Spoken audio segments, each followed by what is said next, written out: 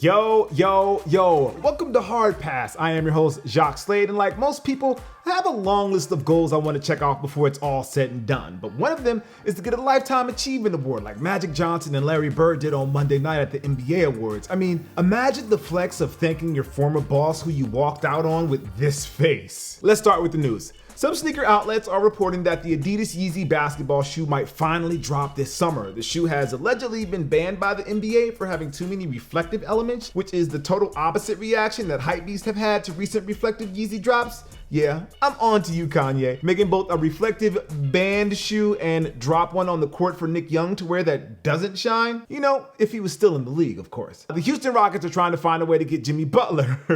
And you all thought the Lakers were crazy last year for signing Lance, JaVale, and Bees? Right. The Tampa Bay Rays received permission to explore the possibility of splitting their home games between Tampa and Montreal, effectively turning them into the Rays of kinda Tampa Bay, but also sort of Montreal. Well, I know one team that's ecstatic about this news, the team we used to call the Los Angeles Angels of Anaheim, which is adjacent to Irvine, right north of San Diego. A grandmother from the UK got to scratch one off the bucket list when she was fake arrested and booked by the police because she wanted to know what it was like to be naughty. You know what? Good for you, UK grandma. Like, I applaud being able to live your dreams.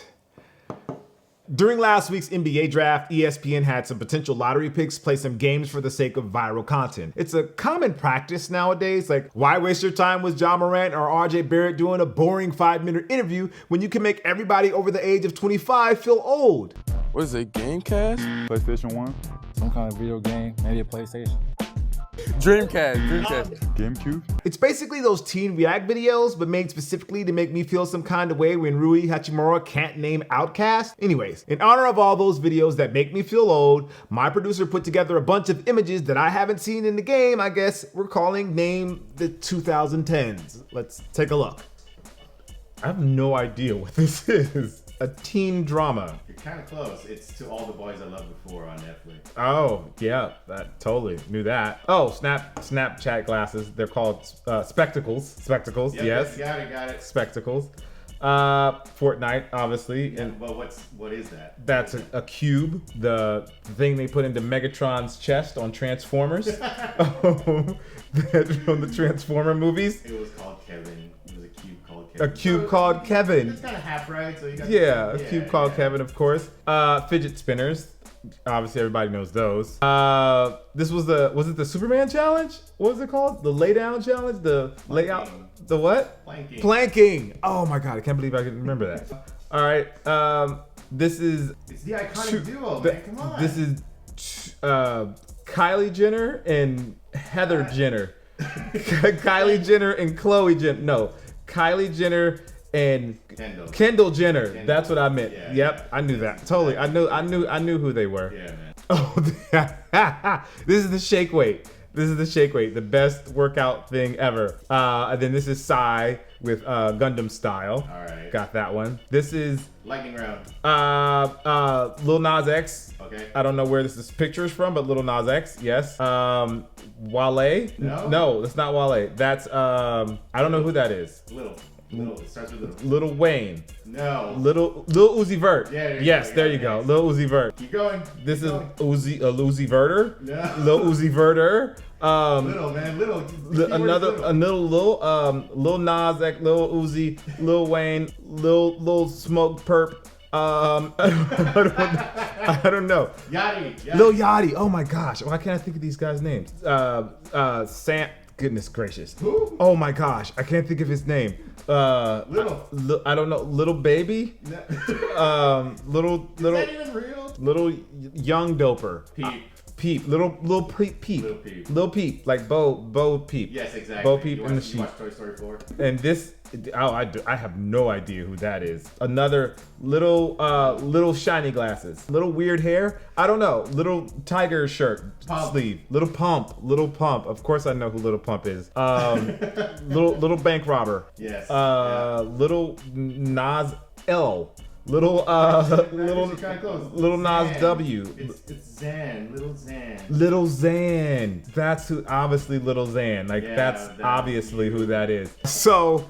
Yeah, apparently I don't know anything. So let me know how well you guys think I did in that game, because I think it's obvious how well I didn't do.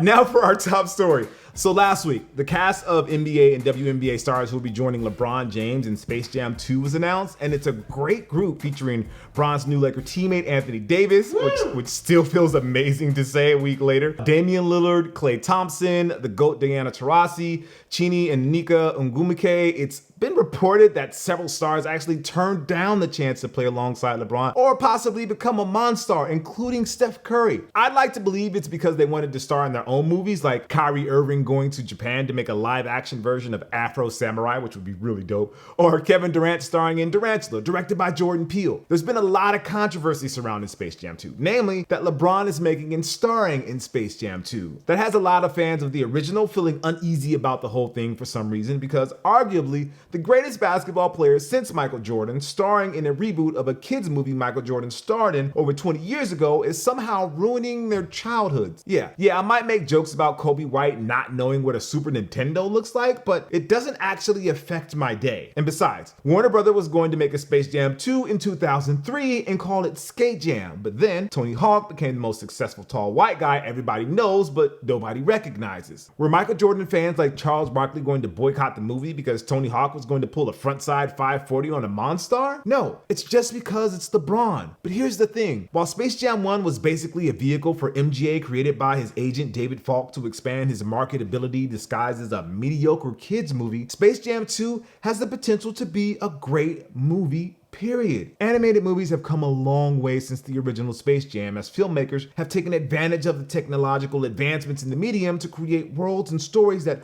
only existed in our imaginations before. It's no longer a gimmick to nominate an animated film for an Academy Award or a Golden Globe or a hard pass Medal of Honor, which I swear we'll do at the end of the year. If you still have doubts about Space Jam 2's potential, we're gonna do a little counterpoint game here where my writers tell me why they like the original and they're concerned about Space Jam 2, and I tell them why they're wrong. Let's go. Point. Michael Jordan deserves an Oscar for his performance in Space Jam. Counterpoint. I already know what you're gonna say. LeBron deserves an Oscar, but for all of his flopping. We get it. But seriously, did you see him in Trainwreck? You're gonna tell me somebody who can hang with Bill Hader and Amy Schumer and deliver lines like, it's better for our friendship, equals forever, can't measure up to MJ making out with Bugs Bunny? I'm not so sure. Point. PC culture is going to ruin the Looney Tunes. Counterpoint. You mean ruin them by not letting Pepe Le Pew be a creeper? Like, cartoons can evolve just like we do, and if it means toning down some of the more crass stuff that Looney Tunes was known for back in the days, I'm for it. Today's writers are smart enough to create gags that work for both the kids and the adults who have to actually take their kids. Like, remember that one cartoon when they called Wile E. Coyote Hard Oedipus Oedipus? More of that and less skunk sexual assault, I think, should work. Point. MJ got Charles Barkley to be one of the Monstars. Okay, counterpoint. Like fellow Monstars Patrick Ewing, MJ strung Barkley along for years and always got the better of them when they faced off in the playoffs. LeBron's approach? Let's get Anthony Davis to star in the movie and get traded to the Lakers. Sounds like a win-win approach to me. I think I like LeBron's strategy better. Point. Space Jam 1 has national treasure Bill Murray. Okay, counterpoint. Space Jam 2 has national treasure Klay Thompson. Yeah, you know what? You got me there. Point. The Space Jam soundtrack is iconic. Okay, so sure. Yeah, Seal's Fly Like an Eagle was dope, and Monica's For You I Will is like the perfect high school sweetheart song, and then you break up and you end up going to different colleges, even though you promised that you'll make it work and that you would continue talking and that you guys would work through this relationship. Those are great songs. But, you can't really listen to that other one with the, having faith and all and gliding through the skies and whatnot. I actually don't even know if you can actually search for that song on Spotify right now. Probably not. Point. Air Jordan 11 Space Jam. I got nothing for that one.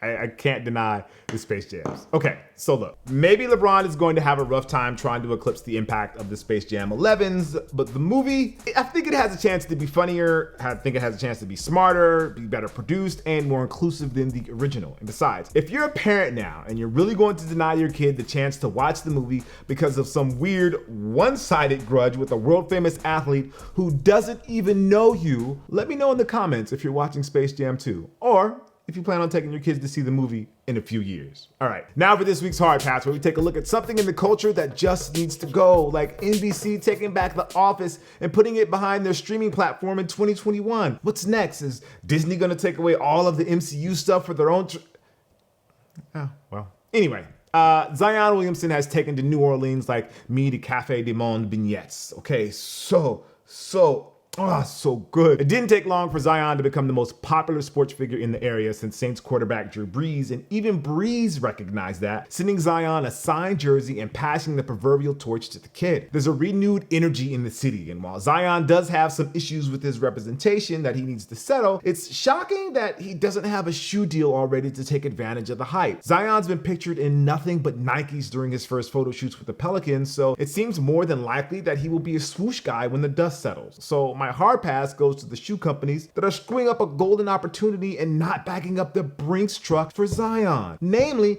these Chinese brands like Anta and Li-ning. Like, what are we going to do here? No disrespect to Kevin Durant or Blake Griffin or Los Angeles Lakers' very own Anthony Davis, but they did not generate the type of excitement coming out of college that Zion radiates just by smiling. Like Zion's teammate, Lonzo Ball, thanks to his dad, was able to create the hype, but the game just isn't there yet. Zion is on that LeBron and Shaquille O'Neal level, and they had Nike and Reebok deals respectively before they were even drafted. If I were Dwayne Wade, I'm fuming that Li-ning didn't get a Zion deal done and the commercial ready to go of Wade introducing Zion to the brand, and that he can be the guy to carry the Way of Wade brand into the future. Anta could have made Klay Thompson and Zion their modern day Magic and Bird with goofy videos of their trips to China that would have blown up worldwide. China Klay and China Zion? That would have been huge here in America. Sneakerheads and hypebeasts on the ground level might not be up on what Li-ning and Anta are trying to do, but as Fila proved with their dad shoes, any brand has the potential to do huge things, and having Zion would have given them the name necessary to get the people to at least pay attention. Yes, in this day and age where social media can make even the son of a mid-level former NBA player seem like a bigger deal than his game would suggest, it's easy to get caught up in the hype and sign somebody who won't translate into the pros. Zion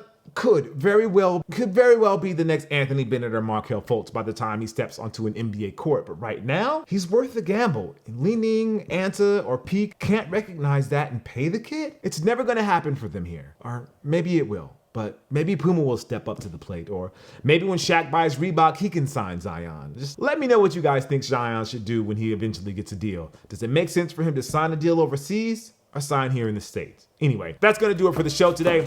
Thank you guys for watching Hard Pass. I am Jacques Slade. Don't forget to like, comment, and subscribe, as if I didn't already have a few thousand reasons to move to Japan. Here's number 8,340, being able to watch people dressed up in lion costumes simulating a zoo escape. I'll see you guys next week. This is amazing. Peace.